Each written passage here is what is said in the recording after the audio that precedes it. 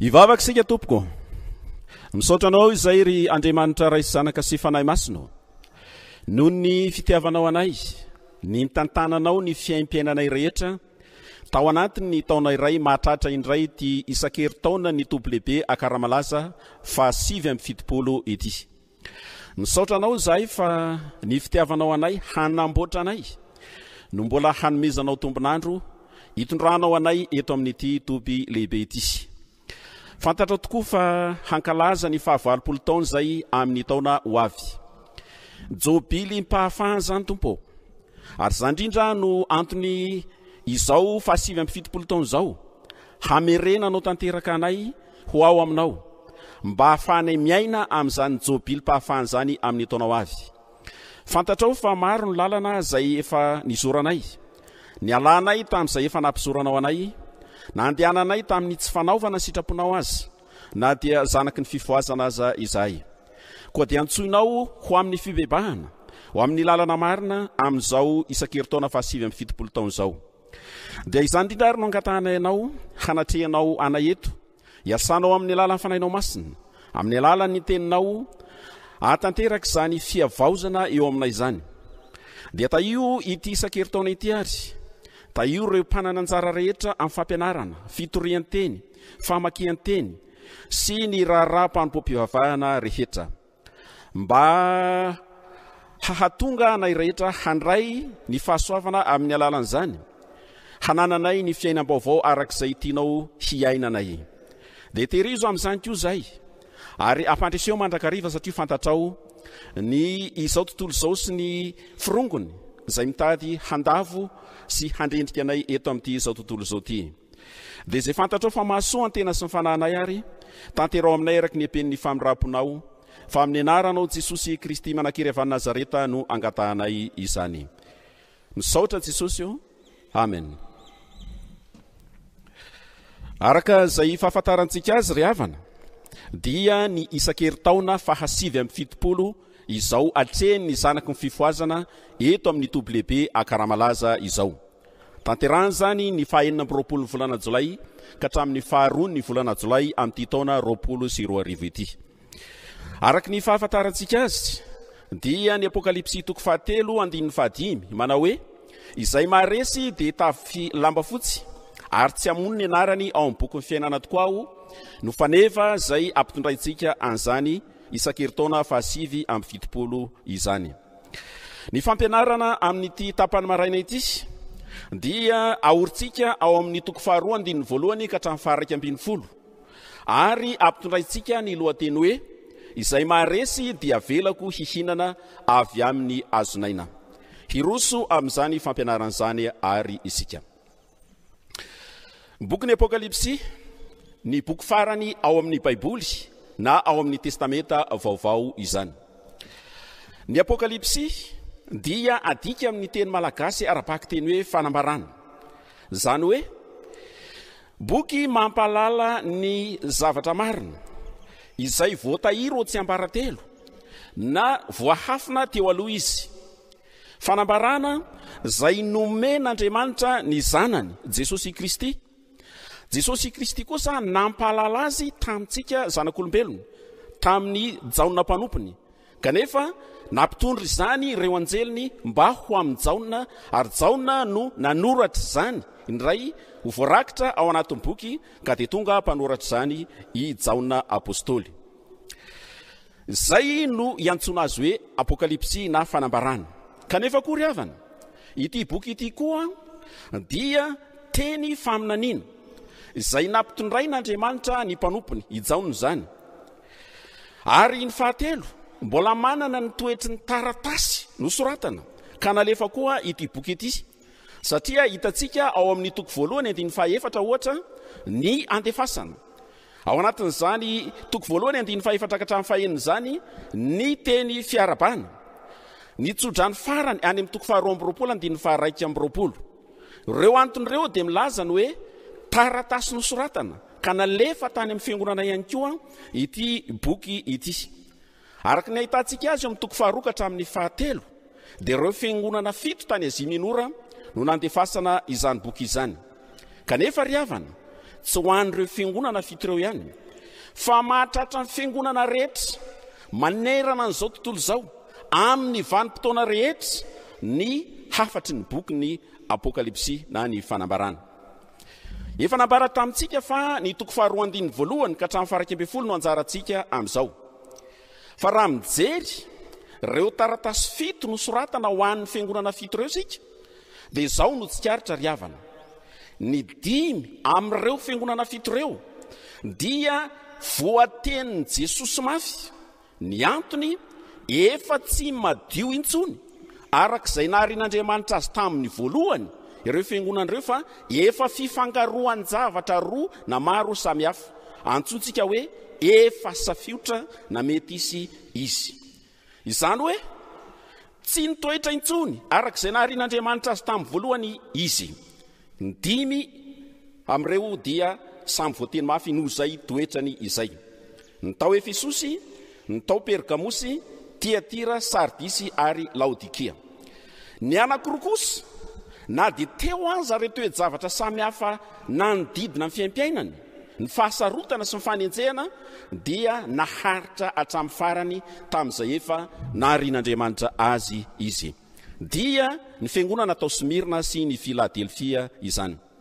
Arak'izany ry havana dia manana hafatra roa lehibe ho an'ny fiangonana tany Azia Minora, ho an'ny fiangonana manerana izao tontolo izao amin'ny fotoana rehetra ihany koa ny boky. Voalohany, ny hafany voalohany dia ny iverenana izay efa safiotra ho amin'ny fahadiovana arak'izay efa naharian'Andriamanitra azy.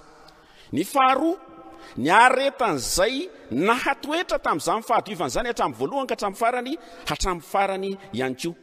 Ary izy fito dia samy nampanantenain'Andriamanitra ny fiainana mandrakizay araka ny teny faneva sy ny teniny nazorontsika ho lohateniny ity, nampanantenain'Andriamanitra ho fiainana mandrakizay ho lovany raha maharesy izy. Ny fiangonana tao Efesosy sy Smirna izay antsarantsika eto dia misolo tena ireo karazam-piangonana roa ireo. Efesosy misolo tena ireo fiangonana 5 safiotra, fa Smirna kosa misolo tena azy sy Filadelfia izay naharitra hatramin'ny farany tamin'ny fahadiovany. Andeha hiditra amin'izany fiangonana roa izany sika. Ny fiangonana tao Efesosy safiotra mpiangonana, solo tena ny safiotra mpiangonana. Araka ny Genesis toko 7:1 sy manaraka ry havana dia voalaza fa ny menarana no fetsindrindra tamin'ireo bibidia rehetra no harian'Andriamanitra. Tsy noho ny mahamenarana azy fa noho Satana tonga nofo tao aminy. Izany ny antson'ny apokalipsy azy ao amin'ny toko 12:7 sy toko 12:2 hoe lay menarana ela. Ny asan'ny Satana na ny asan'ny devoly dia ny mandafo sy ny mitaona ny olona mba hiala amin'ny lalana izay efa nampizoran'Andriamanitra azy. Anisan'ny tetika mahomby izay ampiasainy amin'izany ny mandatsaka na ny mamolavola ny kristianina ho tonga elanelam-panahina kristianina, ho tonga safiotrana kristianina. Ao amin'ny taratasy farany ho an'ny Laodikia ohatra dia nambaran'i Jesosy Kristy tamin'izany ny toetry izany safiotrana kristianina, na izany elanelana panahina kristianina izany, tamin'ny hoe tsy mafana tsy mangatsika na matimaty. Fifangaroan zavatra anankiroa mifanohitra izany. Ny tokony toetrany dia izao, tena mafana izy ary mitondra fahasitrana ho an'ny olona izay mampiasa azy, na tena mangatsika izy mitondra fahafahana amin'ny hetaheta ho an'ny olona izay misotro azy. Izay no heviny, na izy mitondra fahasitranana na izy manala ny hetahetan'ny olona. Fa rehefa mikambany ireo tonga matimaty, satria izay le mahamety izy, izay le mahatonga fifangaroany zavatra azy, dia tonga matimaty dia tsy mitondra fanasitranana intsony, tsy mitondra ihany koa fanalana hetaheta intsony. Lasa poizina, ary io ny ilazany Jesosy hoe alohan'ny vavany, satria poizina mahafaty ny fiangonana sy ny kristiana rehetrarehetra izay miaina amin'izany. Sady fomba andavony devoly ny kristianina maro izany, ny fomba amtany ny maro ihany koa izay manovo ny fampianarana amin'ny alalan'ny fiangonana izay manahaka azy amin'izany. Raha Jesosy no milaza n'ity safiotrana kristianina ity dia antsoiny hoe amboadia mitafody zanak'ondry izany. tsy mba safiotra na mety izy araky ny lalàna ara-bojanahary zany, fa tena fitambarana zavatra anankiroa tsy natao hitambatra mihitsy, ondry sy ambodia. Tsy natao hitambatra zany, fa raha misy karazan'ondry avo ampifanambadiana no karazan'ondry iva, izay no ara-bojanahary. Fa ny amboadia sy ny zanak'ondry tsy natao hitambatra zany.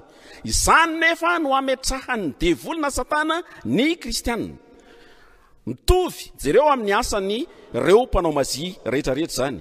Ny olombelona izay tsy natao anatody hainy devoly ny mampanatody azy, safiotra mitovy amin'izany lay safiotra na kristianina eto. Iantsona an'ireo mpiatsara velatsihy rehetra zany. Fa ahoana ny endrika ansehoan' zany tao amin'ny fiangonana tao Efesosy, izay misolo ireo fiangonana efatra namany, dia Pergamosy, Tiatira, Sardisy ary Laodikia araka izay nambara teo ambony. Milohany jerentsika an'izany dia andeha aloha ambarafoiny mahakasika ny tanàna sy ny fiangonana tao Efesosy. Aorian'izany ny fanambarana ny teny fankasitrahan'ny fiangonana, ny filazany ny fahalemeny noho ny mahasafiotra azy, ny fandidiany azy ary ny teny antso sy fampahirezana ho azy. Manaraka any Pergamosy izay rainy vohitry Azia Minora tamin'izany fotoana izany ry havana, dia Efesosy no tanàna lehibe faharoa tany. Tanàna nasintona olona maro tokoa izy, noho izy fanaovana teatra ao amin'ny asa toko 7:7 na hitantsika an'izany, noho izy fanaovana lalao olimpika malaza tamin'izany fotoana izany. Fito dia tsambo voalohany tany Azia Minora koa izy, ka lasa vavahady fidiran'ireo olo manan-katsa sy vahiny rehetra tany Azia Minora, ary fiaonan'ireo lalambe maro samihafa izay nataon'ny Romanina tamin'izay fotoana izay tao Efesosy, noho izany dia tanàna nalaza tokoa izy tany amin'izany Azia Minora zany tamin'izay fotoana izay.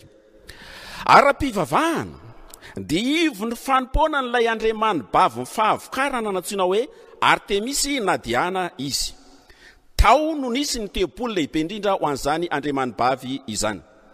Isaky ny lohataona no fanaovana ny fanompoana ity Andriamany bavy ity. Ary tena ratsy tokoa sady natsiravina ny fanompom-pivavahana izay natao tamin'ity Andriamany bavy ity. Ny sary vongana izay nataon'ny tanan'olombelona dia feno nono ny tenany ray manontolo, kanefa dia no heverin'ny olona fa nilatsaka avy any an-danitra hono izy. Natrehny mpisorona maro ny tempolony tamin'ny fanaovana fanompom-pivavahana taminy. Isan'izany ireo mpisorona vavy amina rivony izay nanao ny ritoaly mpijangajangana nandritry ny fanompom-pivavahana amin'ny maha Andriamanitra ny fahavokarana azy. Teo anivon'izany fomba nitsainy tilisa mahatsiraviny ry havana no nisy ny fiangonana kristianina tao Efesosy, izay nitenenan'i Jesosy amin'ny alalan'ity boky ity mivantana ka ampitany azy ny afany rehetra. Ny fiangonana tao Efesosy no niorina voalohany tany Azia Minory, ary azo heverina fa renin'ireo fiangonana enina hafa izay nantefasana amin'ny boky izy. Hitantsika izany ohatra ao amin'ny asa toko 7:20. Paoly apôstôly no nitondra filazantsara tary, ary no nihery filazantsara izay nitoriny tao, dia nisy fiantraikany tamin'ny poniny ny tanàna rehetra manerana ny faritany Azia Minora izany. Naneno heriny tamin'ny alalan'ny Paoly apôstôly manko Andriamanitra ry havana. Nisy jiosy mpamoaka deminy anankiray niezaka nifaninana tamin'ny Paoly apôstôly, dia novonoiny ilay demoniaka sady nalainy baraka. Nielina neran-tanàny zany toe-javatra zany, ary niteraka fahakalazana an Jesosy Kristy.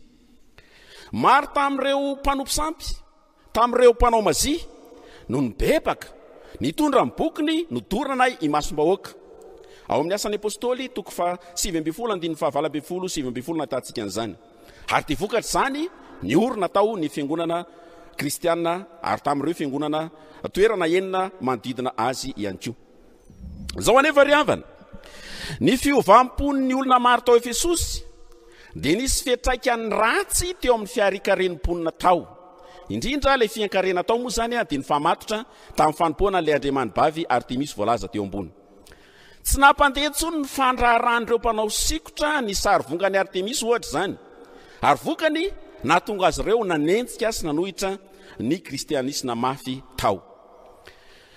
Ny fotoana nanoratana ny boky moa dia 4 taona taorian'ny nahaterahan'ny fiangonana tao Efesosy. Efa tsy tao tsondry Paoly apôstôly tamin'izany fotoana izany, tsy taotsonyko reo kristianina voalohany fa reo kristianina taranaka vaovao 7 taona tateo arinany tao niatrika ny toe-javamisy tao efa voaovany zany toe-javamisy samihafa zay niainan tao zany dia zay natonga an Jesosy ny teny nampitondra ny teny tamin'ny jaona ho azy ireo mba hananatra azy sy ampiverina azy ndray ho ao aminy. Zao ary no nataon Jesosy amin'ireo taratasy fito ireo. Ny fiandohan'ny taratasy dia zao manambara tena amin'izy ireo Jesosy hoe iza izy. Ka eto amin'ity taratasy ho an'ny Efesosy ity dia zao nanambarany Jesosy ny tenany. Ilay mihazo nankitana fito eny an-tanany ankavanana sady mandeha eo afovoan'ny fanaovan-jiro volamena fito. Na dia tsy milaza mazava ny anarany aza ny mpiteny eto dia mazava kosa hoe iza izy izany teny izany. Ao amin'ny toko voalohany 17 hatramin'ny 20 dia manambara tena ho lay tompony voninahitry ny fiangonana Jesosy Kristy. Ny filazany hoe ilay mpiazona ny kitana fito eny an-tany ankavanana sy lay mandeha eo afovoan'ny fanaovan-jiro volamena fito dia efa nambarany ao amin'ny toko voalohany 17 ka hatramin'ny 19. Ny kintana fito dia saimboly ilazana ireo mpitaritra ny fiangonana fito. Ny fiazoman'ny Kristy azy ireo eo amin'ny tany ankavanana dia midika fa mpanompony miasa ao ambany fahefany izy ireo. Izy Jesosy no mampiasa azy ireo. Olona miasa ao ambany fambonian'ny fanapahany ao amin'ny fiangonana ireo olona izay natsotsy no fidiny ho mpitondra fiangonana ireo. Ny filazany kosa fa ilay ray izay mandeha afovoan'ny fanaovan-jiro volamena fito izy, zany hoe ireo fiangonana fito izay voalaza ireo, dia manambara ny asany izay mizaha, mamantatra, mitsikera ary manombana azy ireo. Amin'ny mahampanapaka ambony azy dia manana fahefana hiteny azy ireo arak'izany fahafantarany azy ireo zany izy. Milohan'ny ananarany azy anefa dia toy izao ny teny fankasitrahany ny fiangonana tao Efesosy. Fantatry ny asanao sy ny fikelezanao ainy sy ny faharetanao ary ny tsy fahazakanao izay mpanao ratsy. Ary ianao efa nizato etra ilay milaza ny tenan'ny apôstôly kanto tsy izy, ary hitanao fa mpandangy izy, ary manana faharetana ianao ka miaritra noho ny anarako sady tsy reraka. Kanefa izao ny toetranao, halanao ny asan'ny Nikolaita izay alako koa. Ny hoe fantatro eto ry havana dia milaza fa fantatry Jesosy Kristy Tompo amin'ny atsipiriany sy amin'ny fahafenony, ny fiaim-piainana sy ny mombamomba fiangonana sy ireo kristianina rehetra izay mandrafitra azy. Andriamanitra mahafantatra ny zavatra rehetra izy, na ny ratsy zany na ny tsara, tsy azo safenina eo anatrehany zany. Izany fahafantarany azy ireo zany no antony fankasitrahany azy raha tokony ho ankasitrahany izy, hanamelohany azy raha tokony homelohina amin'izany izy. Fa izay fankasitrahany sy fanamelohany zay raha miatra amin'ilay fiangonana zay ny dikany efa safiotra fifangaroany zavatra anankiroa ilay fiangonana matoa miatra amin'izay teny izay. No dia rain'i Jesosy manokana noho ny fikelezanainy ny Efesianina, zany hoe noho ny fandaniany sy ny fampiasan'ny heriny rehetra tamin'ny fanompoana azy. Tahaka izany ny asa fiantrana, ny asa mpivelomany andavanandro izay nijorono vavolombelona fa Andriamanitra na Jesosy no nitahy azy fa tsy Artemis izay nitompoina teo amin'ny fiarahamonina. Tahaka izany koa ny faharetany na ny fiaretany manoloana ireo vanim-potoana sarotra sy feno fakapanahy samihafa manodidina azy. Ny ainany tamin'ny fifaliana tao amin'ny Kristy Jesosy zany. Enina dia niatra taminy aza ireo rehetrarehetra ireo noho ny maha kristiana azy. Ny toetra mahatoky teo anatrehan'i Jesosy Tompo izy, ary anankiray amin'izay niderany Jesosy azy, ny tsy fahazakany na ny tsy fileferany manoloana n'ireo olon-dratsy teo amin'ny fiarahamonina. 70 taona lasa no efa nananaram-poly azy ireo hoe aiza manome fitoerana ho an'ny devoly ianareo. Efesiana 4:7-20. Ary hatramin'izao dia mbola nitazona sy niaina tamin'izany fananarana izay natao Paoly tamin'izany izy ireo. Ankoatr'izany ry havana, dia nitandrina mafy ka an'izao atoetra ireo izay nilaza ny tenany ho apôstôly kanto tsy izy fa santoka ny fiangonana tao Efesosy. Tsy adinon'izy ireo ny fananarana izay nataon'ny Paoly apôstôly taminy taona maro lasa izay hoe tandremo ny tenanareo sy ny ondry rehetra zay nanaova ny fanahy masina anareo mpitandrina iandrasanareo ny fiangonan'Andriamanitra zay novidiny tamin'ny rany. Fantatro hoy Paoly fa rehefa lasa aho dia isy ambody masika hiditra eo aminareo ary tsy hiantra ny ondry, ary avy aminareo ihany ny mpisahan'ny olona sasany mitory teny tsy marina hitaona mpianatra hanaraka azy, ko miambena ianareo ary tsarovy fa 3 taona mpaka aho tsy nitsahatra nananatra anareo rehetra andro aman'alina tamin'ny ranomaso. 40 taona lasa no nanambaran'i Paoly azy ireo tamin'izany. Hitantsika izany eo amin'ny Asa 2:20-30. Ny mpampianatra santoka ry havana dia tena loza tokoa ho an'ny fiangonana. Mpampianatra santoka, mpampianatra safiotra, ny teniny sy ny fampianarany toa marina, ny fiaim-piainany sy ny maha izy azy rehetra mifanohitra amin'izany. Jesosy dia efa nananatra hoe mitandrema amin'ny mpaminany santoka zay makeo aminareo amin'ny fitafian'ny ondry fa ny ao anatiny ambodiny toa. Matio 7:12. Paoly koa dia nanambara mazava fa ireo mpampianatra santoka ireo dia mpiasa mamitaka ka dia mampiova ny endriny ho tahaka ny apôstôlin'i Kristy, ary tsy mahagaga zany fa Satana koa aza mampiova ny endriny ho tahaka ny anjeliny mazava. Ny mpanompony koa mampiova ny endriny ho toy ny mpanompon'ny fahamarinana kanto tsy izy. Koritiana 2:12-13.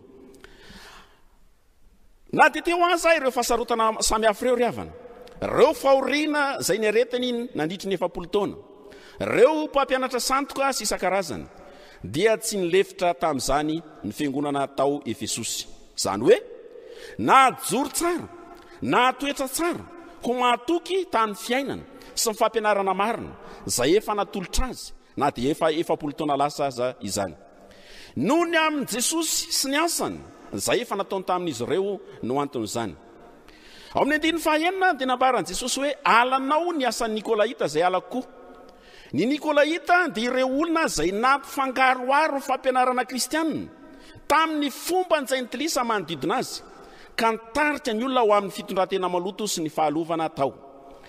I Efesosy arak'izay lazana tamintsika azy teo dia tanàna zay nanjakany ny fanompoana ny Andriamanibavy Artemisy zay namela ny olona hiaina malalaka tamin'ny fijangajangana sy ny fahavetavetana satria izay le fahavokarana. Fa ny Nikolaita dia nampirisika ny kristianina. Ny fahafahana kristianina dia zao ny fahafahanareo hiaina ihany koa amin'ny alalan'izany fahavetavetana sy fijangajangana izany.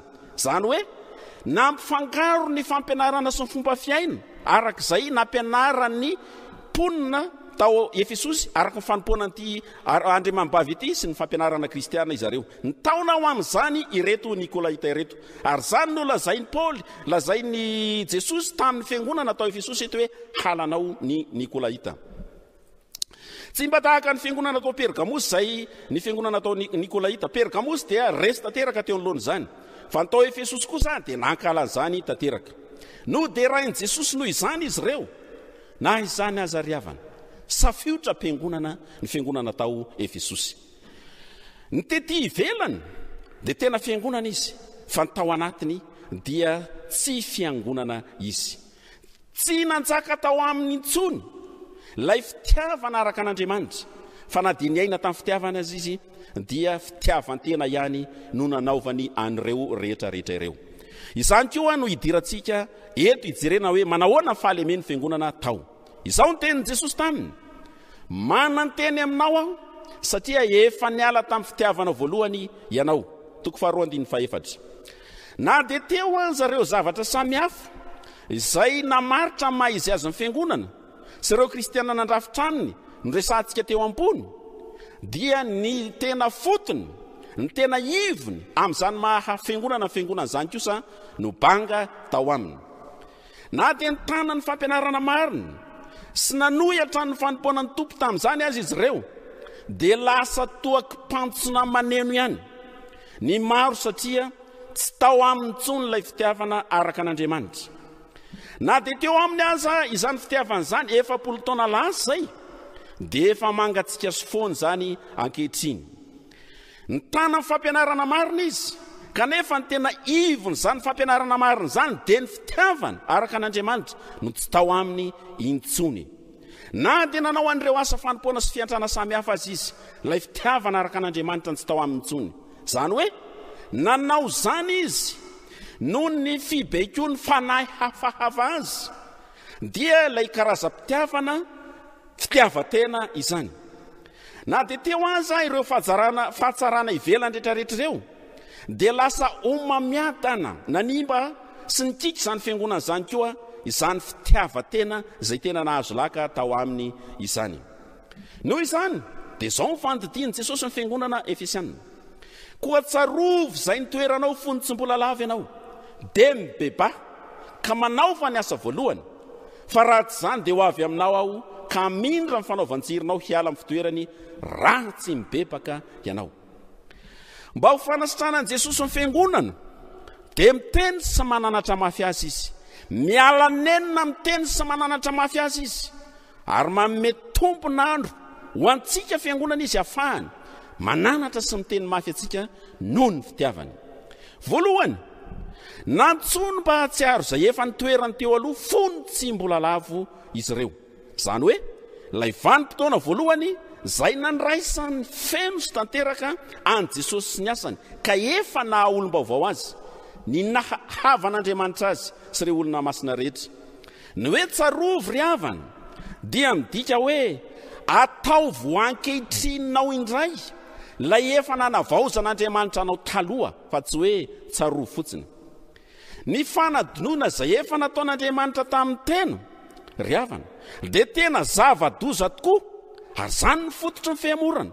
Noho izany no iantsony Jesosy ny olona hanao ankehitriny indray ilay nataon'Andriamanitra tamin'ny voalohany, izay efa nahariny azy tamin'ny voalohany. Faharoa izay mifamatotra amin'izany dia antsoiny Jesosy ho amin'ny fibebahana koa izy ireo, fiverenana indray ho amin'ny Jesosy sy ny asany, satria izany ihany no mahavelona ilay fitavana ary mampaharitra zaly mandrakizay eo amin'ny fiangonana sy ireo kristiana izay mandrafitra azy ihany koa. Ary hanapirofo izany fibebahana izany ny asam-pitiavana izay ataony tahaka an'izay efa nanaovana izany teo aloha. Ny tsy fibebahana, ny tsy fiverenana indray amin'ny Kristy dia mahatonga ny fiaran'ny fitsaran'Andriamanitra izany. Dia ny fanafoanana tanteraka aza izany fiangonana izany. Tsy hoe rehefa eo ny fiangonana tonga mivavaka ao ny kristianina dia misy eo anatrehan'Andriamanitra izany, fa mety misy fiangonana, misy kristianina mivavaka ao na misy mpanompon'Andriamanitra mitarika n'izany fampompihavana izany, eo mason'Andriamanitra mety tsy misy izany. Izany indrindra mba tsy hatongava ny fomba fijerin'Andriamanitra ny fiangonana tahaka izany no iantsoany ny fiangonana hibebaka hiverina ao aminy indray. Rehefa avy natsoiny dia ampahirezina, ary izao ny teny fampahirezany azy, izay manatsofina aoka izy iaino izay lazay mifanahy amin'ny fiangonana, izay maharesy dia avelako hihinana avy amin'ny hazonaina, ity ilay foto-kevitsika, izay omeny ny paradisan'Andriamanitra.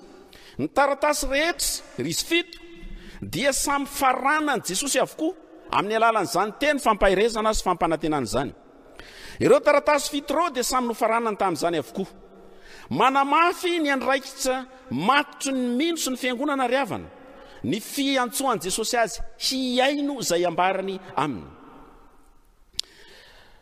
mba iverenana izy ireo ho amin'izay fiaimpianana amin'ny alalan'izay teny izay iantsony Jesosy azy ireo izany. Ny teny fampanantenana tahak'izay lazainy amin'ireo fiangonana inona hafa mitovitovy izy ireo dia teneny amin'ireo izay mandresy. Fa izany mandresy hoy Jaon'Apôstôly fa izay rehetra nateraka Andriamanitra no maharesy izao tontolo izao. Raha tsy nateraka Andriamanitra izy tsy lazaina ho maharesy izao tontolo izao. Ary ny fandresena izay eto mandresy izao tontolo izao dia ny finoantsika. Iza moa no maharesy izao tontolo izao afa-tsy izay mino fa Jesosy no zanak'Andriamanitra. Jaona voalohany 5:4. Ny tena mpino marina rehetra ry havana mandresy, izany hoe ireo izay manana finoana izay mitondra azy ho amin'ny firaisana amin'i Jesosy Kristy zanak'Andriamanitra. Ireo no manana ny hery avy amin'izany Jesosy izany hoentina mandresy eo amin'ny fiaimpianana maha kristiana azy, hoentina mandresy hatramin'ny fahefany ratsy azy. Kristy dia nampanantena fa ireo mpandresy rehetra dia hihinana amin'ny azonay ny paradisan'Andriamanitra. Ny resaka momba ny azonaina dia hitantsika voalohany ao amin'ny Genesisy 2:7. Lay azo teo afovoan'ny Saedeny zany, noho ny fahotany, noho ny fahalavony, ny fihinanana zany azonainy Saedeny zany dia loza ho an'ny olona.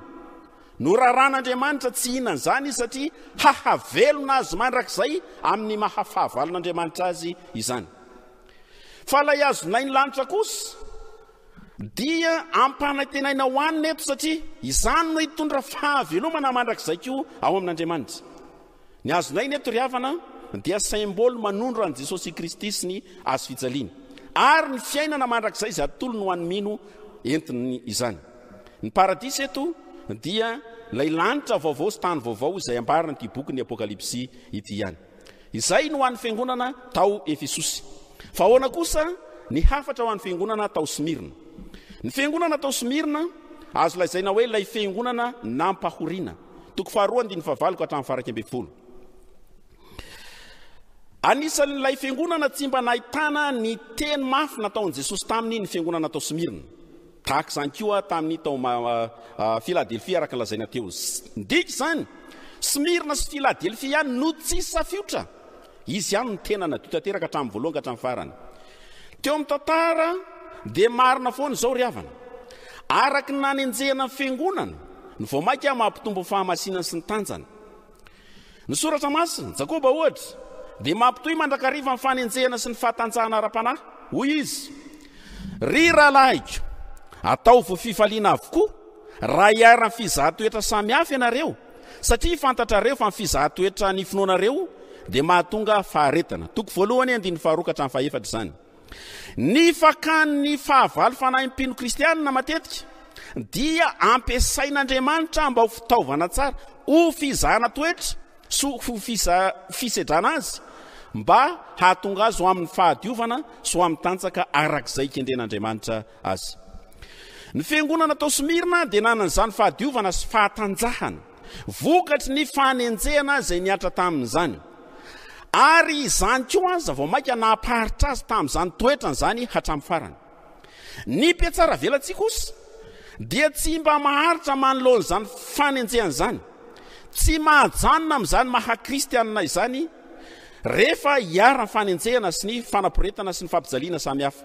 Zany hoe ny fanenjehana ihany koa dia mamono tanteraka ny finoana tsy marina, ny finoana tsy mioro-paka tsara amin'i Jesosy Kristy. Na dia nampijaliana sy nampahatraina kosa aza reo kristianina tao Smirna dia niazona mandrakariva ny harem-panahy tao amin'i Jesosy Kristy izy.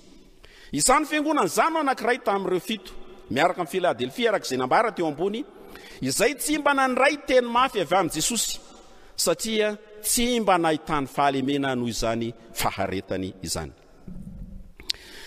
Ny tanàna Smirna dia tanàna tranainy ary fotoana talohan'i Jesosy no efa nisy araka ny tantara. Raha izy tamin'ny taona 100 talohan'i Jesosy, niorina indray tamin'ny taona 700 ary nitondra ny anarana hoe Smirna tamin'ny vanim-potoan'i Jesosy. Ity tanàna ity dia tanàna anankiray tia ny kolontsaina sy ny fomam-pivavahana Romanina. Tamin'ny taona 570 talohan'i Jesosy dia niorina tao amin'ity tanàna ity ny tempoly fanompoana ny amperora Romanina. Raha tanàna ny toe-karena sy ny politika ny Romanina tany Azia Minora, Pergamus sy Efesosy, dia azo lazaina fa ny tanàna tsara indrindra tany Azia Minora Smirna. Izmira ny Turkia ankehitriny zany araka ny tantara. Tsy voalaza ny soratra masina ny orenan'ny fiangonana tao, kanefa arak'izay nambara teo ambony dia vokatry ny asa misiona nataon'ny Paoly sy ny fiangonana tao Efesosy izay niorina voalohany izany. Tamin'ny faharapanantaonjato voalohany taorian'i Jesosy dia nandalo fahasarotana be izany fiangonana izany. Ny tanàna moa toeram-panompoana ny amperora, ary tamin'ny fotoana izay nanapahan'ny amperora Domitien dia tonga reny vohitry ny fanoerana ny fanaovana fanatitra isan-taona ho an'ny amperora zany toeran'izany, zany hoe ireo kristianina zany lasa mpanohitra an'izany fomba fanao tamin'ny amperora zany. Ny vokany dia nenjehina sy novoinona ny kristianina maro tao. Anisan'izay voavono ny martyra tao lay lehilahy anankiray malaza tao hoe Polycarpe. Ny teny Grika hoe Smirna ry havana dia avy amin'ny hebreo hoe miora, izay zava-manitra fanositra tamin'ny maty sy tamin'ny velona. Ary fampiasana azy tamin'ny maty eto dia nanehoana ny fahalebiaza ny fahoriana izay niaritra tamin'ny fiangonana tao. Kanefa tahaka ny miora izay tsy maintsy nopotim-potena mba hahafahany zany zava-maniry zany mamoaka ny hanitra avy ao aminy, ny namotim-potehany fahavalo ny fiangonana tao Smirna ihany koa. Kanefa na dia niantra taminy azy zany famotim-potehana zany, izay koa ny voany hanitry ny voninahitr'Andriamanitra tao aminy, sy izay fahadiovana arak'izay naharian'Andriamanitra azy tamin'ny voalohany zany. Profo ny fitiavan'i Kristy izany fitoerana ho matoky tamin'ny finoana sy ny firaisana tamin'izany, izany hanitry ny voninahitr'Andriamanitra, hanitry ny asan'Andriamanitra, hanitry ny fiaim-piainana maha-kristianina izay efa nisy tao amin'izy ireo zany, ny famotim-potehana azy no nivoahan'izany hanitra izany. Fanenjehana vao maika nampitompo ny fitiavany an'i Kristy zany, fa tsy fanenjehana nampihemitra azy niala tamin'ny Kristy. Vokatra izany dia nanambara tena taminy Jesosy manao hoe, izaho izay miteny aminao izao ry fiangonana Smirna, dia ny voalohany sy ny farany, izay efa maty nefa velona indray. Fanambarany Jesosy tamin'ny fiangonana tao Smirna zany, fampahirezany azy. Ny famaritany tenany hoe ny voalohany sy ny farany, izay efa maty nefa velona indray, dia manondro azy arak'izay voalaza ao amin'ny toko voalohany 12 ka hatramin'ny 20. Ny hoe voalohany sy ny farany dia anaran'Andriamanitra zany tao amin'ny testamenta taloha. Ka ny fiantsonan'i Jesosy amin'izany dia anambarany fa izao ilay Andriamanitra tompoinareo sy nivavahanareo. Ny mandrak'izay izy, ilay Andriamanitra izay efa velona mandrak'izay, sy tsy voafetry ny fotoana sy ny toerana ary izay ataon'olombelona, izay efa nizy talohany nahariany izao rehetra izao izy, ary mbola izy nadoelevina azy izao tontolo izao. Izany ilay hatrizay hatrizay ka ao mandrak'izay izay tonga zany dia tonga olombelona maty ary nitsangana tamin'ny maty, ho fandevonana ny ota sy ny devoly ary ny fahafatesana mandrak'izay no antony zany. Mampahery sy mampitoetra ny kristiana tao Smirna ao mahatoky ry havana, ary tokony hampitoetra antsika ihany koa ny fahalalana ny Kristy amin'izany maha mandrak'izay azy zany. Na dia nandalo fotoan-tsarotra sy nampahoriana azy izy ireo, dia mino fa zavatra tsy aharitra mandrak'izay zany, fa iza mandrak'izay? Jesosy no mandrak'izay, ary izy ireo no mandrak'izay no ny fiombonany amin'izany Jesosy izany. Izany no ampandresy azy, na dia hodidiny ny fahafatesana aza. Jesosy manko dia nitoetra ao mahatoky na dia nenjehana mafy sy tamin'ny fomba mahatsiravina indrindra azy. Noho izany ny lalana izay nizoroan'i Jesosy, ny maha-izy azy an'i Jesosy, nandreseny izany fahafatesana izany, iaina ny fiainana mandrak'izay, iainan'izy ireo ihany koa, tonga teny fampanantenana sy fampahirezana ho azy ireo ny fahalalana fa ilay mandrak'izay Jesosy Kristy. Rehefa izany dia nankasitrahany ny fiangonana tao. Izao ny fankasitrahany azy. Fantatro ny fahorianao sy ny fahantrahanao, nefa manan-karena ianao, ary ny fitenenan-dratsy ataon'ilay milaza ny tena no jiosy kanto tsy izy fa sinagogan'ny Satana.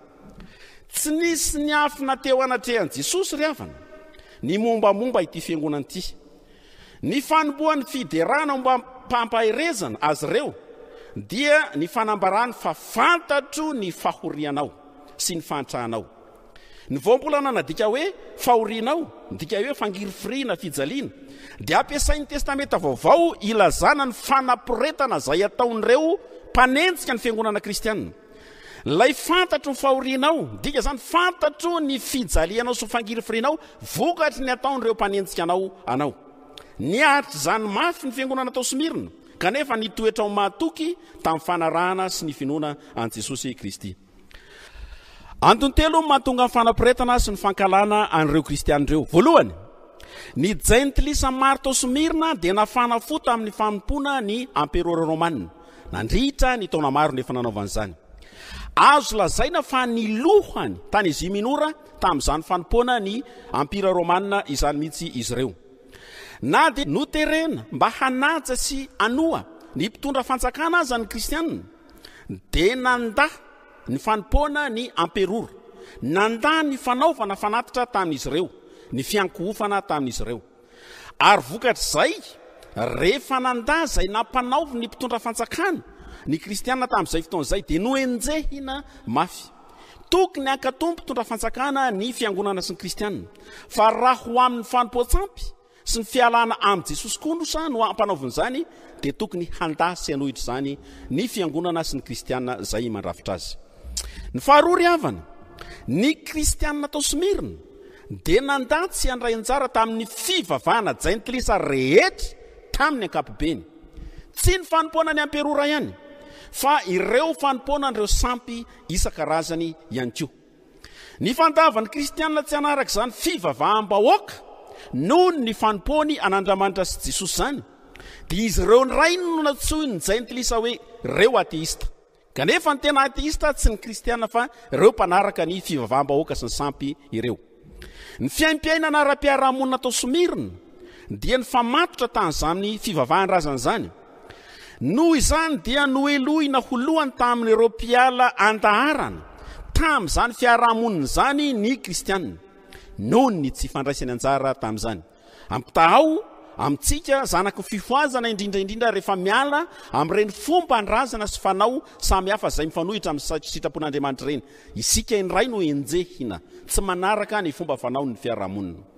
Farany, ny mpino kristianina tao Smirna dia niatrika ny fitenenan ratsy avy amin'ireo izay milaza fa mpitana ny fivavahana jiosy marina ka tsy hizy hoy Jesosy eto fa sinagogan'ny Satana.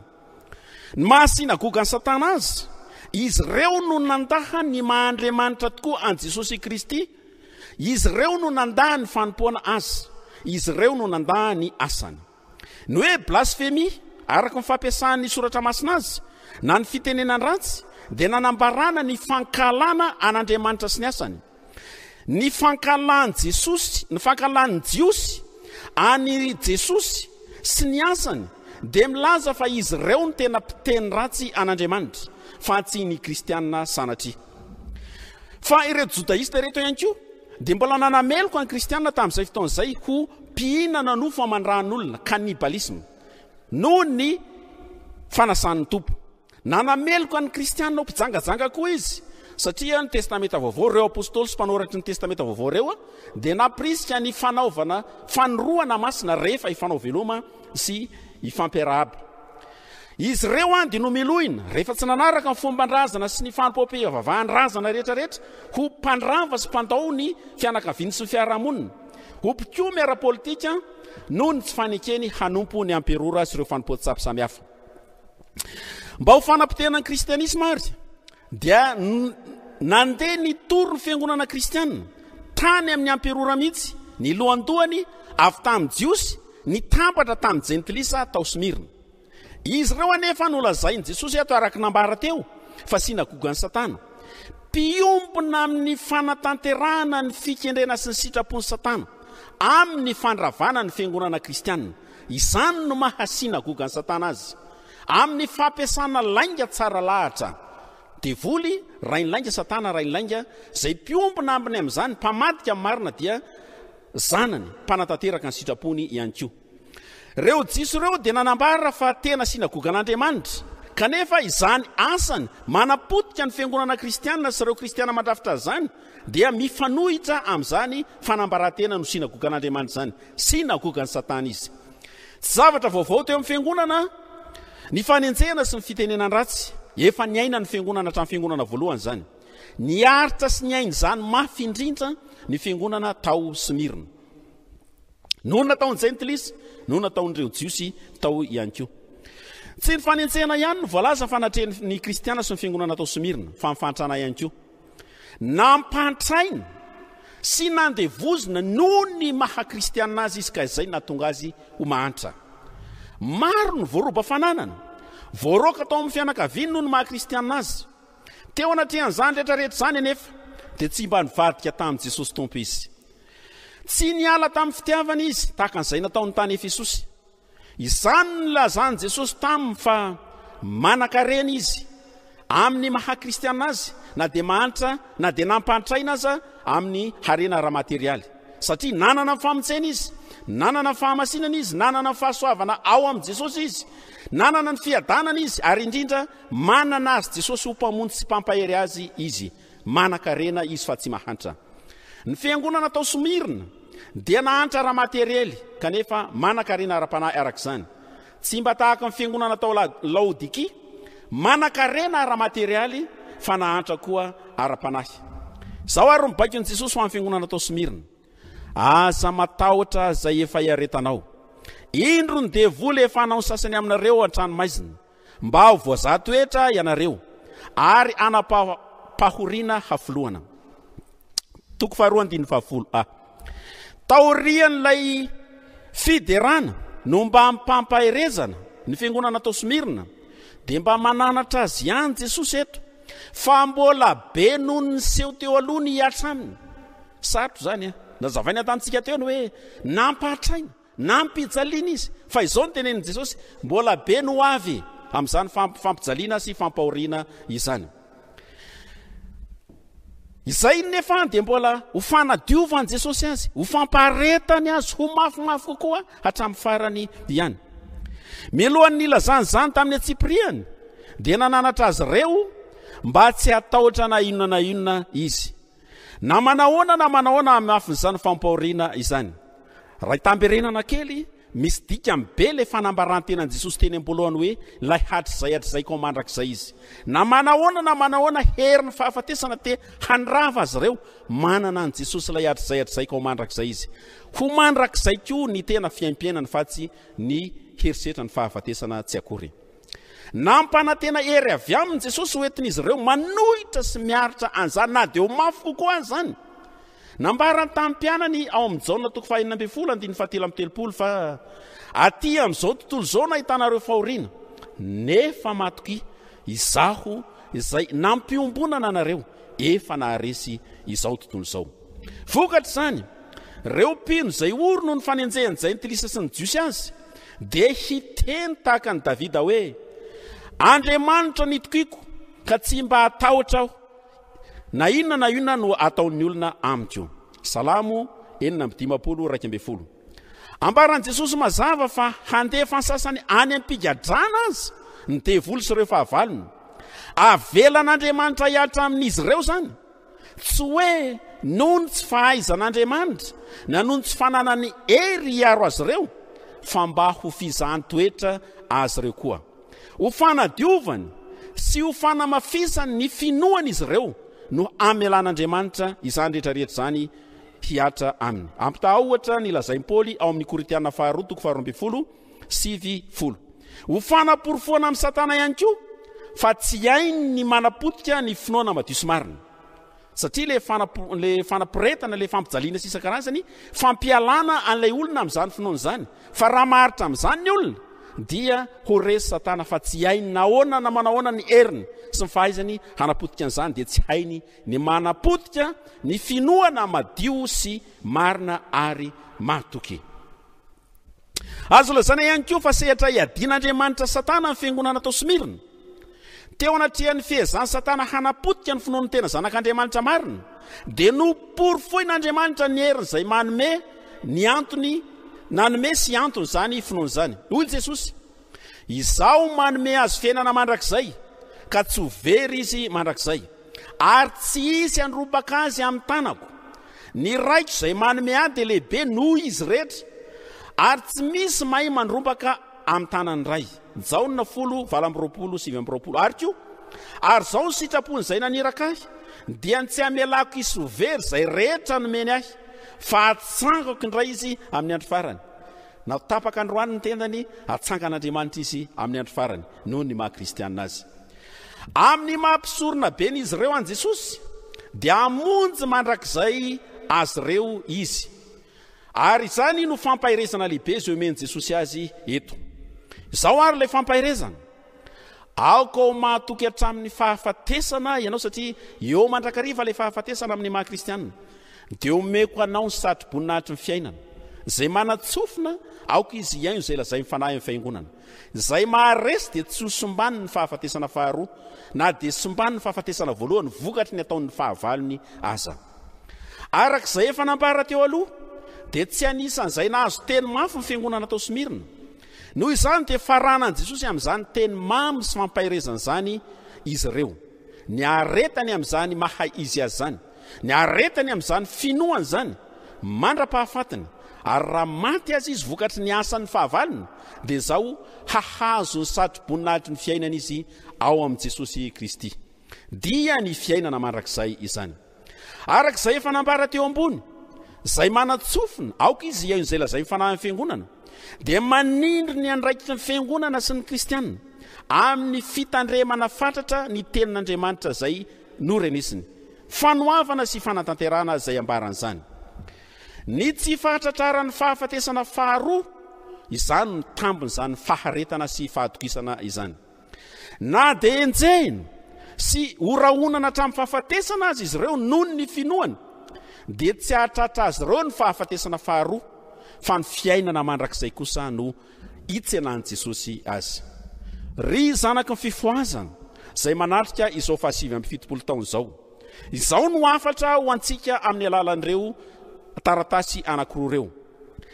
Halan'Andriamanitra ny fiatsaram-belatsia. Ireo mpanafina ny faharatsiana ao anatin'ny fisehoana ho tsara ivelany, halan'Andriamanitra izany ry havana. Halan'Andriamanitra ny fanonana hoe tempolon'i Jehova, tempolon'i Jehova, tempolon'i Jehova ity.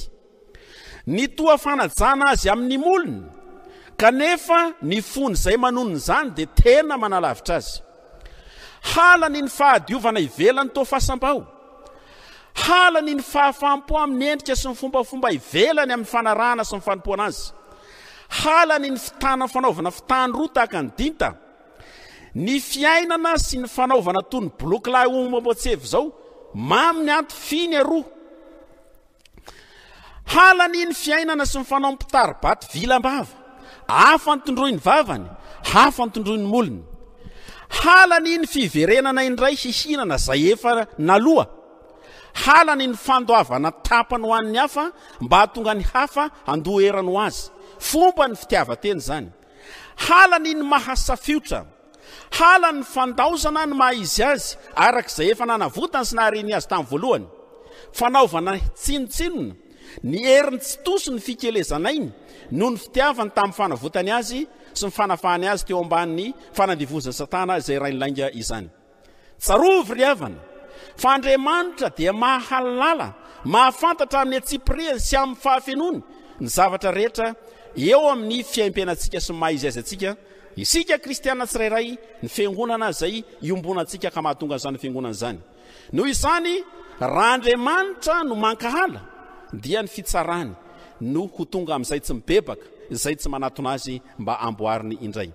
Fa izay ankasitrahany kosa dia ny fiangonana kristiana izay fiombonana izay madio tsy misy fangarony, tsy safiotra, arak'izay naharian'Andriamanitra azy. Ny fiangonana izay maharitra amin'ny fiombonana izay namoronan'Andriamanitra azy tamin'ny voalohany tao amin'i Jesosy Kristy sy ny azo fijaliany. Ny fiaim-piainany rehetra amin'izany, izay ataony tanany, izay dioviny tongony, izay sainy ny atidohany, ny fitondran-tenany sy ny momba azy rehetra amin'ny toerana rehetra sy ny fotoana rehetra, dia maneho ny maha-kristianina marina azy. Vavolombelony ny efa nanaovan'Andriamanitra izany asa lehibe izany taminy. Vavolombelony ny fitiavan'Andriamanitra izay mahazo laka ao am-pony, ary ny aben'ny ao am-pony izany, aben'ny ao am-pony izany no anaovany tanany, itenenany vavany, andianany tongony sy ny fiaim-piainany rehetra. Izay maharitra amin'izany hatramin'ny farany no mpandresy, ka hosatroany satroboninahitra, ary le satroboninahitra dia fiainana, ho velona mandrakizay. Izay manaiky ho tehirizin'Andriamanitra sy arovany mandrakariva, manoloana an'izao tontolo izao izay miazakazaka, anrakotra azy ny aloko ny fahafatesana sy ny filany, izay no mpandresy. Izay no ambaran'i Jesosy lavo amin'ilay vavaka izay nataony amin'ny jaona 7:70. Ny fanontaniana ary zanaky ny fifoazana dia izao: 770 taona izay no namoazan'Andriamanitra kristianina maro tamin'ny alalan'ny mpanompo vaviny teto amin'ity toerana ity. Aiza ho aiza ny zanaky ny fifoazana ankehitriny? Moa tahaka ny fiangonana tao Efesosy va? Safiotra! Sa tahaka ny fiangonana tao Smirna, maharitra hatramin'ny farany arak'izay namoazan'Andriamanitra azy.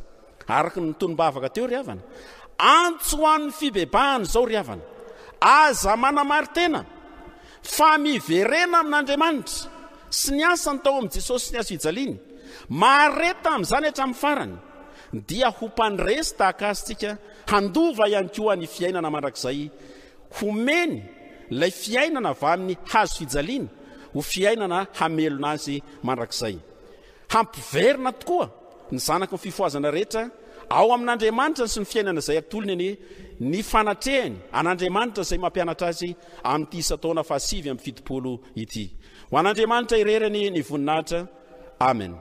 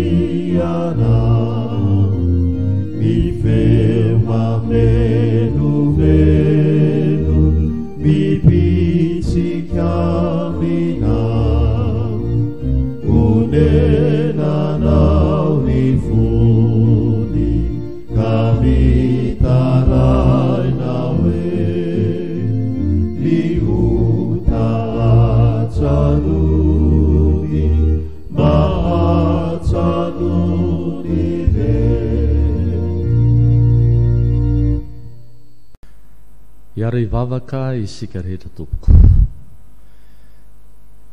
Ry Andriamanitra rainay izay ny an-danitro, manatona anao izay ankehitriny amin'ny alalan'i Jesosy Kristy tomponay. Ianao lay tia anay ka tianao zahay mba ho eo aminao mandrakariva, tianao zahay mba tsy hiaina ny faharatsiana. Dia mamindrafo aminay Tompo, mamela indrindra ny helokay. Ary aoka ianao Tompo tena hanjaka amin'ny fiainanay, ka raha ho avy eny amin'ny raon'ny lanitra ianao dia handray anay amin'ny fifaliana eo aminao. Dia amin'ny anaranao Jesosy no anaovanay izany vavaka izany. Amen. Ny ten'Andriamanitra izay anjarantsika amin'ity anio ity ry havana dia hitantsika ao amin'ny Malakia. Malakia toko faharoa. Malakia toko faharoa manomboka amin'ny andininy fahafito amby folo. Malakia toko faharoa manomboka andininy fahafito amby folo dia mitohy amin'ny toko fahatelo dia ka mefara amin'ny andininy faharoa amby folo amin'ny toko fahatelo. Malakia toko faharoa manomboka andininy fahafito amby folo ka hatramin'ny andininy faharoa amby folo amin'ny toko fahatelo. Toy izao mifaky ny teny amin'ny anaran'i Jesosy. Efa manasatra an Jehova amin'ny teninareo ianareo, nefa ho ianareo, amin'inona moa no anasaranay azy? Amin'ny fanaovanareo hoe izay rehetra manao ratsy dia tsara eo mason'i Jehova ka ankasitrahana, na amin'ny hoe aiza Andriamanitry ny fitsarana. Indro haniraka ny irako aho, ary izy hanamboatra lalana eo alohako. Ary ny tompo izay tadiavinareo dia ho avy tampoka eo an-tempolony, ary ny anjely fanekena izay irinareo dia indro tamy izy ho Jehova tompony maro. Nefa iza no mahatanty ny andro iaviany, ary iza no mahajanona raha miseho izy. Fa izy dia tahaka ny afo ny mpandrendrika sy ny savony ny mpanasa lamba, ary hipetraka handrendrika sy hanadio volafotsy izy. Eny, hanadio ny taranaky levy izy sy handrendrika azy toy ny fandrendrika volamena sy volafotsy. Ka dia ho an'i Jehova ireny ho mpanatitra fanatitra amin'ny fahamarinana. Dia ho mamin'i Jehova ny fanatitry ny Joda sy Jerosalema toy ny tamin'ny andro fahiny sy toy ny tamin'ny taona taloha. Ary hanatona anareo ho fitsarana aho, ka ho vavolombelona faingana, hanameloka ny mpanana ody sy ny mpijangajanga sy ny mpianian-tsotoa sy ny mpampahory ny mpikarama amin'ny karamany mba mpitondra tena sy ny kamboty, ary izay mampahory vahiny. Fa tsy matahotra izy ho Jehova tompony maro. Fa izao Jehova dia tsy miova, ary ianareo ry taranaka Jakoba dia tsy fongana. Hatramin'ny andron'ny razanareo dia efa niala tamin'ny didiko ianareo, ka tsy nitandrina azy. Miverena amiko dia mba hiverina ho aminareo kosa aho, hoy Jehova tompony maro. Nefa hoy ianareo, ahoana ary no fiverinay? Handromba an'Andriamanitra va ny olona no mandromba ahy ianareo? Nefa hoy ianareo, amin'inona moa no androbanay anao? Amin'ny fahafolokarena sy ny fanatitra. Voaozina amin'ny ozina ianareo, nefa izaho no robainareo, dia izao ianareo rehetra iray firenena izao. Entinareo ny fahafolokarena rehetra ho amin'ny trano firaketako, mba siakanina ao an-tranoko. Ary izaho toetra amin'izany aho Jehova tompo maro, raha tsy ho vohako ny varavaran'ny lanitra ho anareo, ka hampidinako fitahinana mananamby ampy ho anareo. Ary asiako teny mafy mivalala noho ny aminareo, ka tsy hanimba mivokatry ny tany intsony ireny, ka dia havanomboa ny voalobokareo any an-tsaha, hoy Jehova tompony maro. Ary ianareo ataon'ny firenena rehetra hoe sambatra, fa ho tany mahafinaritra ianareo, hoy Jehova tompony maro. Ray masino, manamasinanay amin'ny fahamarinana, ny teninao ny fahamarinana. Amen. Ry fiangonana malala, ho aminareo anie ny fahasoavana sy ny fiadanana avy amin'Andriamanitra raitsika sy Jesosy Kristy Tompo. Amen. Ny bokin'ny Malakia dia mirakitra faminaniana enina izay nampitondraina ny mpaminany Malakia. Voalohany, fampatsiarovana ny fitiavan'Andriamanitra ny Israely izay vahoaka nofidiny. Toko voalohany izay manomboka andiny voalohany ka hatramin'ny andiny fahadimy. Ny faharoa, fanaovan'ny mpaminany teny mafy ireo mpisorona sy ny vahoaka noho ny tsy nanajany ny anaran'Andriamanitra tamin'ny nanaovan'ny sorona biby marary, ka famaizana no hiatra aminy raha mikiry tsy manatanteraka ny tokony hataony. Tatsika zany amin'ny toko voalohany andiny fahaenina ka hatramin'ny toko faharoa andiny fahasivy. Ny fahatelo, tsy fankasitrahan'Andriamanitra ny fisara-panambadiana sy ny fanambadiany josy ny hafa firenena na ny jentilisa. Tamin'ny alalan'ny fanambadiana jentilisa dia tsy manaja ny fanekempihavanana tao sinay ny vahoaka josy. Toko faharoa zay manomboka 10 ka hatramin'ny 12. Ny fahaefatra, fampahatsiarovana ny mahantombotra ny fitsaran'Andriamanitra sy ny fiaviany, fandefasan'Andriamanitra ny irany. Toko faharoa manomboka 17 ka hatramin'ny toko fahatelo 15. Fahadimy, fanazavana fa misy valala ka ratsy ny fiotazam-bokatra ary misy ny mosary noho ny famitahan'ny vahoaka an'Andriamanitra tamin'ny tsy nanoloran'izy ireo ny ampahafolo-karena manontolo zay efa voasoratra ao amin'ny lalàna. Raha alohan'izy ireo manontolo izany dia esorin'Andriamanitra ny ozina ary hampahavokatra ny fambolena izy. Toko fahatelo manomboka 14 ka hatramin'ny 10.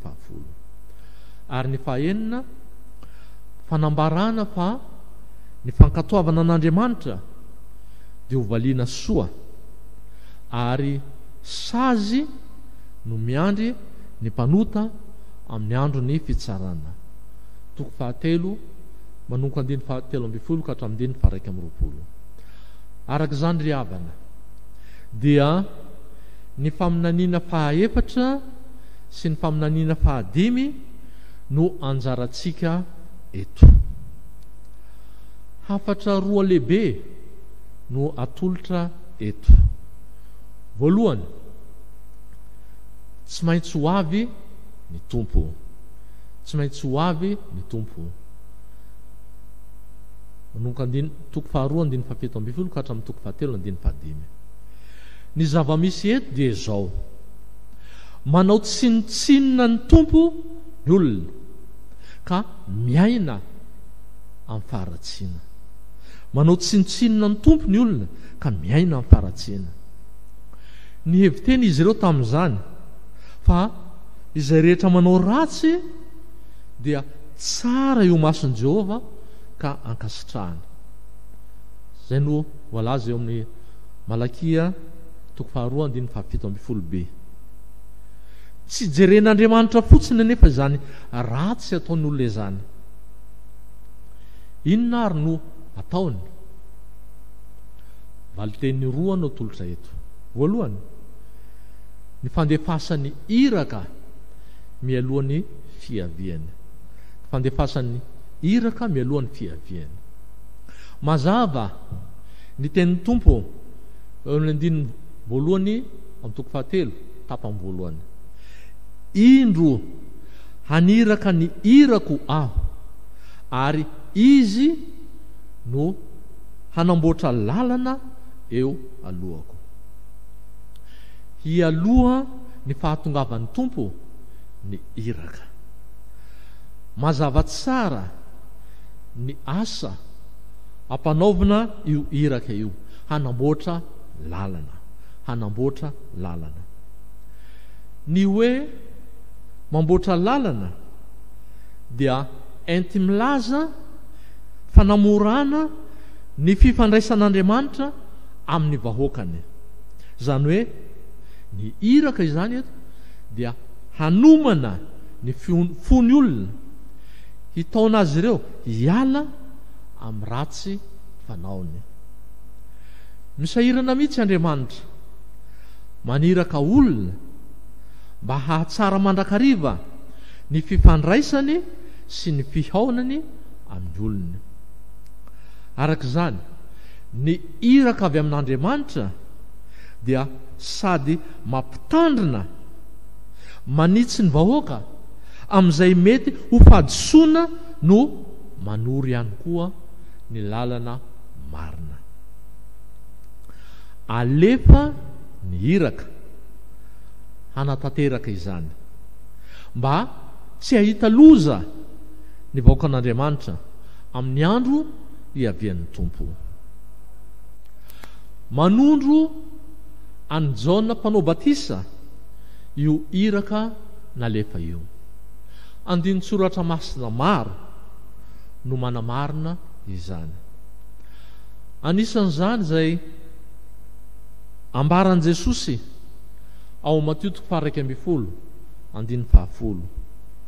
hoe izy no ilay voasoratra hoe indro izaho maniraka ny irako hialohanao, zay hamboatra ny lalanao eo alohanao.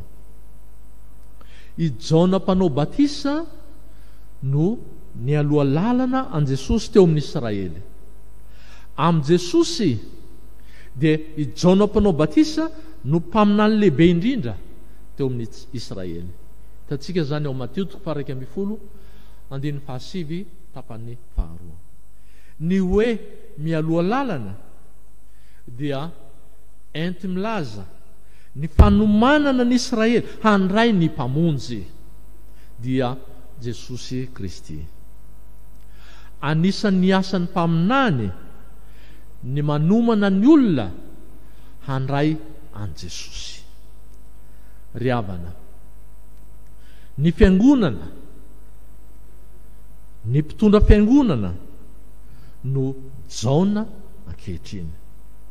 Mpanomana ny olona rehetra handray ny mpamonjena. Mpanomana ny vahoaka malagasy handray an Jesosy ilay vahosotr'Andriamanitra hamonjy izao tontolo izao. Isika kristiana tsiraray avy no jaona ankehitriny manomana ireo olona rehetra mbola tsy mivavaka mba handraisany an Jesosy. Fotoana izao ry havana, hanambarana amin'ny olona rehetra fa ho avy ny Tompo, ho avy ny Tompo. Andeha isika hibebaka, hitaona olona ho amin'ny fibebahana. Faharoa, ny fiavian'ny Tompo. Samy hita taratra eto na ny fiavian'ny voalohany na ny fiavian'ny fanondroany. Ino moa no ataon'ny Tompo amin'ny fiavian'ny voalohany? Amin'ny fiavian'ny voalohany dia hanadio ny Tompo, hanadio ny Tompo. Ho indrindra ny voalaza eo amin'ny 9:9. Ary hipetraka andrendrika sy hanadio volafotsy izy, eny hanadio ny taranaka leva izy sy handrendrika azy toy ny fandrendrika volamena sy volafotsy, ka dia ho an'i Jehova ireny ho mpanatitra am-pahamarinana. Ambarany Malakia eto fa ho diovan'Andriamanitra ny Josy taranaky levy, toy ny fanadiovana volamena sy volafotsy no hanadiovan'Andriamanitra azy ireo. Ilay manadio volamena sy volafotsy dia misy zay mampiavaka azy manokana: harendrika. Ampiasaina ny afo hoenti mandrendrika. Zany hoe vonoina avokoa, ary le vonona zay rehetra tsy volamena sy tsy volafotsy. Fa ny hoe mandrendrika koa dia hoenti milaza fanadiovana tanteraka mba hahazoana kalitao tsara kokoa mihoatra noho ny teo aloha. Miasa koa Andriamanitra mandevina izay rehetra manaratsy ny vahoakany, mandevina izay rehetra tsy mifanaraka amin'ny sitrapony, ka manimba ny kalitao mahavahoaka an'Andriamanitra azy ireo. Rehefa vitan'Andriamanitra zao asa fanadiovana izao, dia vahoaka tsara kalitao kokoa, madio noho ny teo aloha no azo.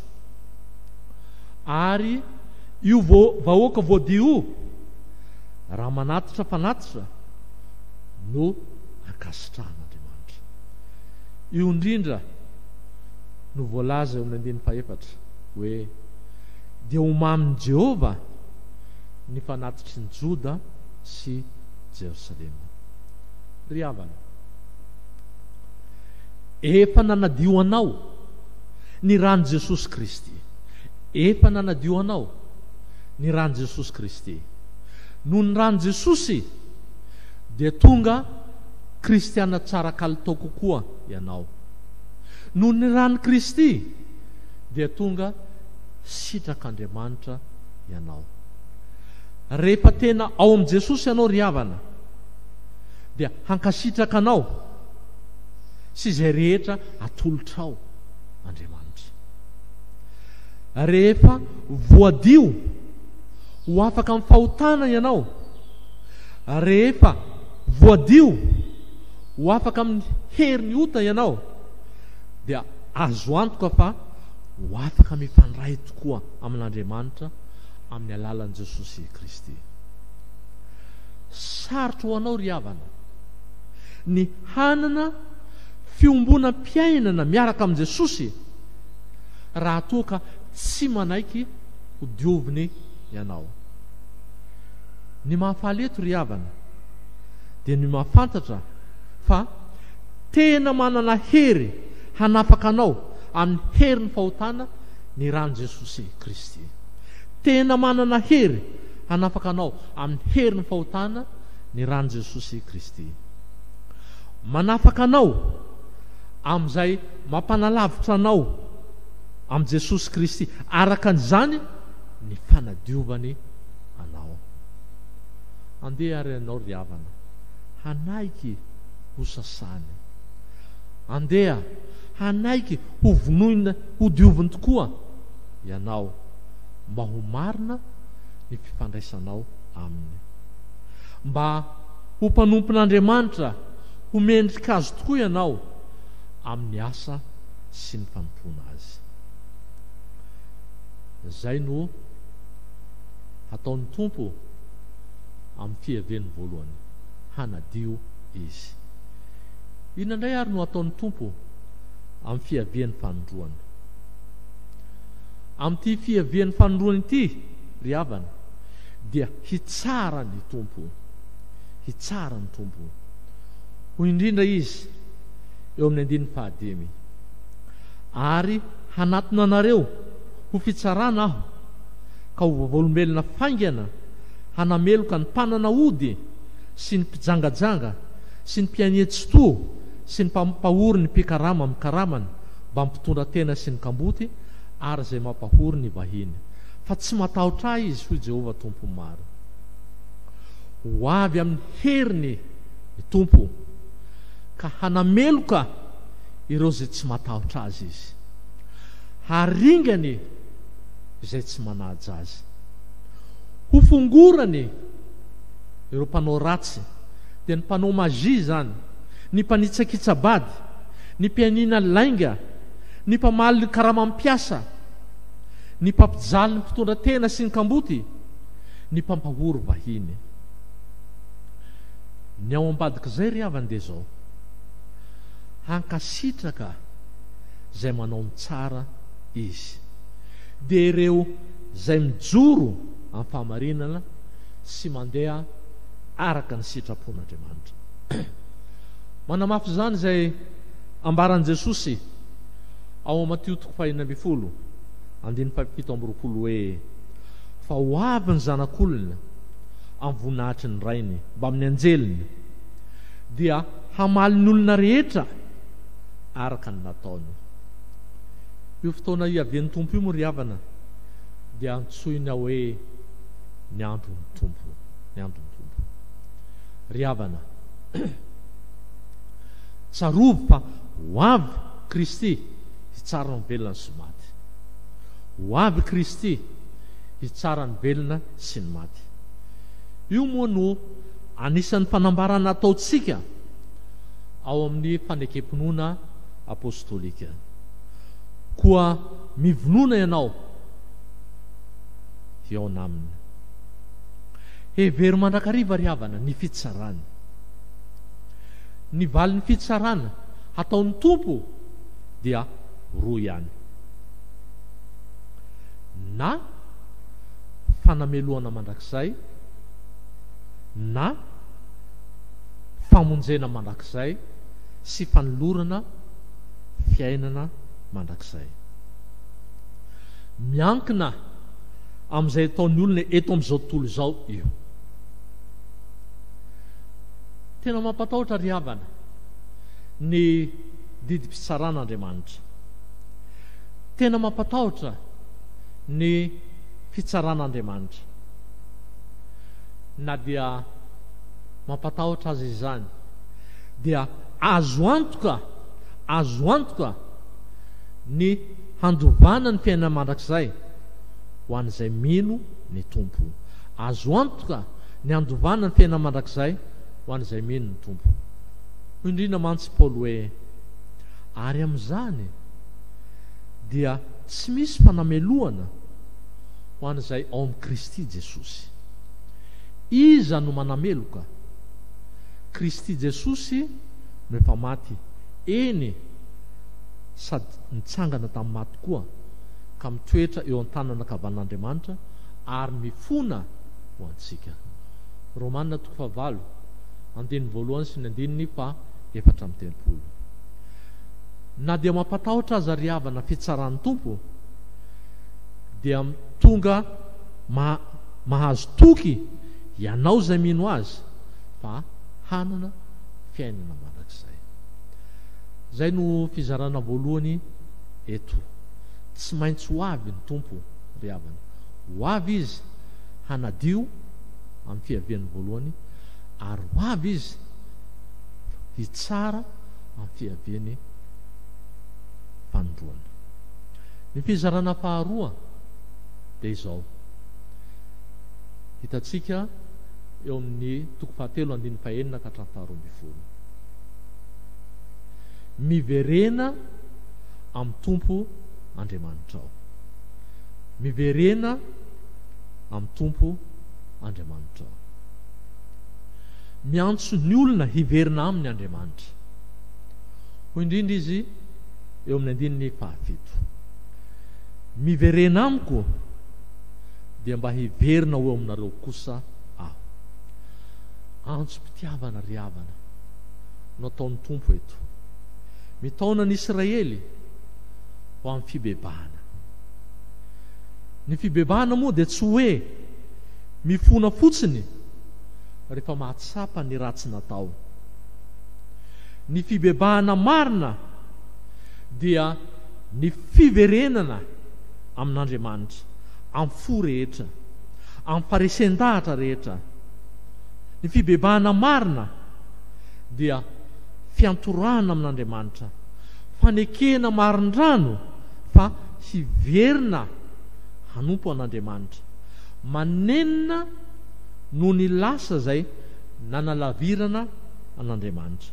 Mahatsapa fa ny eo akaikin'Andriamanitra no toerana tsara indrindra hanompoana azy.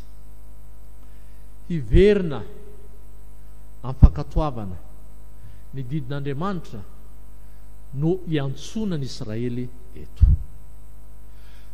Tao amin'ny tompo izy ireo, hiala amin'ny faratsiana ka hiaina sy hankatony didiny efa nomena azy ireo. Fitiavana izy ka tsy hankasitrahany ny fahorian'ny olona. Efa fotoana ela no niala niodina tamin'Andriamanitra ny zanak'Israely ka nandeha tamin'ny ditrany fony. Nataon'izy ireo tsinotsinona ny didin'Andriamanitra. Arak'izany dia manao antsoavy Andriamanitra eto fa rehefa miverina amin'ny indray ny olona dia hiasa hanasoa hanapaka ny olona amin'ny fahantrana izy. Izay ny dikany hoe dia mba hiverina ao aminareo kosa aho. Ry havana, mbola fotoana izao hiverenanao amin'Andriamanitra. Mbola fotoana izao hiverenanao amin'Andriamanitra. Atolory azy tanteraka ny fonao ka maneke ho tarehiny. Aza miandro ora farany ianao. Antso-pitiavana mbola ataony aminao zay fanomeny an' Jesosy zanany lahy tokony ho mpamonjy anao koa izany. Hevero ange ny tontolo misy anao ankehitriny. Saino ny manjo ny firenentsika ankehitriny. Ao ny kere, ao ny fahantrana, ao ny coronavirus, ao ny tsy fandriampahalemana. Mila mandino-tena isika malagasy, satria loza zany kere zany, loza zany fahantrana, coronavirus, tsy fandriampahalemana izany. Mila mandino-tena isika kristianina. Sao ianao no tsy mety mibebaka, sao ianao no mbola mifikitra amin'ny sitrapo adala. Tsarovy ry havana fa mahazo fitahina manokana izay tena mifikitra amin'ny tompo, mahazo fitahina manokana izay tena mifikitra amin'ny tompo. Tsy fombafomba no ivavahana mba hialan'ny loza tsy ho aminao, mba hampitobaka ny fitahin'ny tompo, dia ilaina ny tena fibebahana marina. Aza manosobohi-tanana an Jesosy, aza mankamamy ireny fandopoatsampy ireny,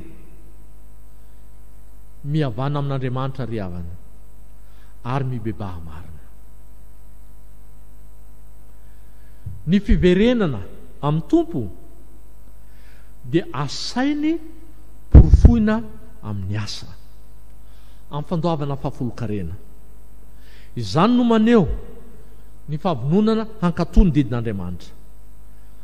Mazava tsara ny teny eto, mandroba, mangalatra amin'Andriamanitra ny olona tsy mandoa ny fahafolokarena izay tokony hatolotra ny mpisorona mba hitohizan'ny fampivavahana. Zany moa no ambara ao amin'ny Deutéronomie 4:20, 4:20 ka hatramin'ny 7:20. Tsy nanaja sy nanome voninahitra ny tompo ambonin'ny zavatra rehetra ny Israely, sady tsy nankatoa ny teniny.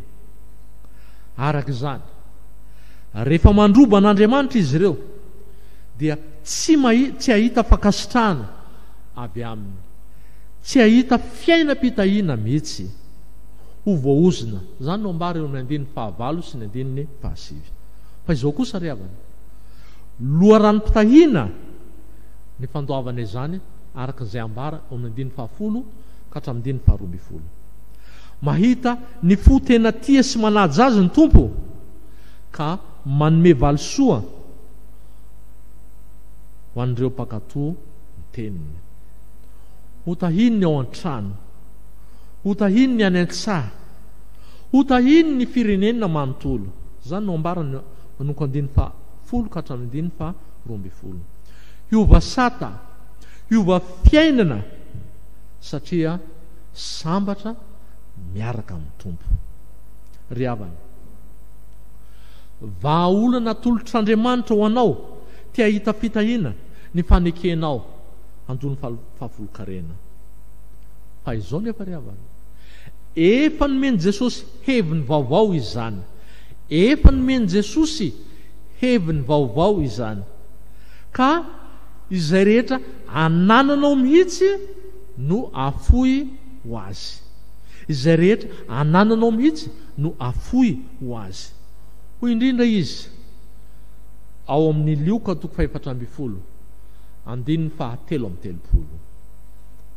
Izay tsy mahafoy, izay rehetra anananareo, dia tsy azo ekena ho mpianatro. Izay tsy mahafoy, izay rehetra anananareo, dia tsy azo ekena ho mpianatro. Izany hoe, tsy mihary na manangona harena ho fafinaretan'ny tena, fa izay ahy dia hanomezako ho an'ny asan'ny tompo, ho voninahitry ny anarany.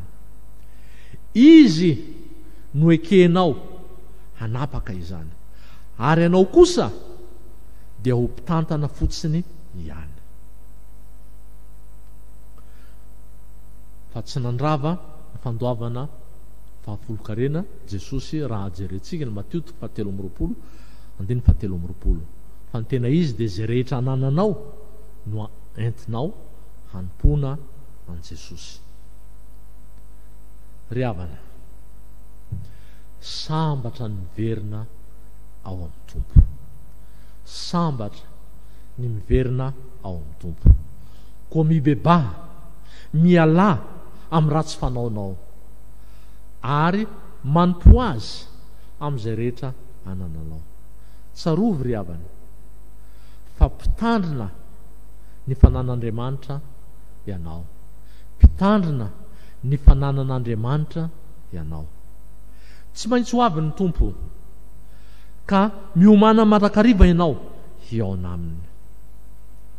Dia ho tanteraka aminao ny tenin Jesosy ao amin'ny Apokalipsy 4:5 izay teny fanevany zao isa-taona ny toby lehibe Ankaramalaza zao aminaran Jesosy: izay maharesy dia hitafy lamba fotsy tahaka ireo koa, ary tsy hamono ny anarany eo amin'ny bokin'ny fiainana tokoa, fa hanaiky ny anarany eo anatrehan'ny raiko sy eo anatrehan'ny anjeliny. Izay maharesy dia hitafy lamba fotsy tahaka ireo koa, ary tsy hamono ny anarany eo amin'ny bokin'ny fiainana tokoa, fa hanaiky ny anarany eo anatrehan'ny raiko sy eo anatrehan'ny anjeliny. Voninahitra ny eo an'Andriamanitra ray sanaka ary fanahy masina izay hatramin'ny taloha indrindra ka ho mandrakizay. Amen. Raison'ny fitahiana. Ho aminareo rehetra ny fahasoavan'i Jesosy Kristy Tompo, ny fitiavan'Andriamanitra ray ary ny firaisana amin'ny fanahy masina